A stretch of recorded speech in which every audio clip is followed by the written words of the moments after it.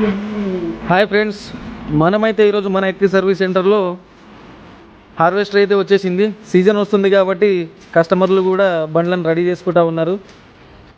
ఇంకో కొన్ని రోజులు అయితే ఇంకా వర్షన్లు పోయాలి కాబట్టి బండి టైర్ అయితే మార్చుకోవడానికి తెచ్చారు.